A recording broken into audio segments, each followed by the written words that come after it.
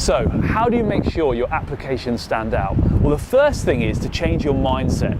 So you need to stop thinking, what can I tell the employer, to what does the employer really want to see and what do they want to know about me?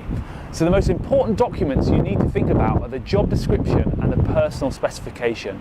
These tell you exactly what the employer is after. Then, when you know this information, you're going to use something like the STAR technique or the CAR technique to evidence each skill with a detailed example from your life that shows you have those abilities. So they want leadership, a great leadership example, etc. The next thing you're going to do is think about why you're motivated for that particular role. And you want to think through the 4 or 5 different things in your life that have led you to this particular moment of standing in front of that employer and selling yourself to them. So it might be through school, it might be through your selection of your degree, or it might even be through work experience positions you've done. But you really want to go into the detail. Maybe you've read the annual company report, maybe you've met someone from their company. All these things are going to make you stand out in applications and an interview.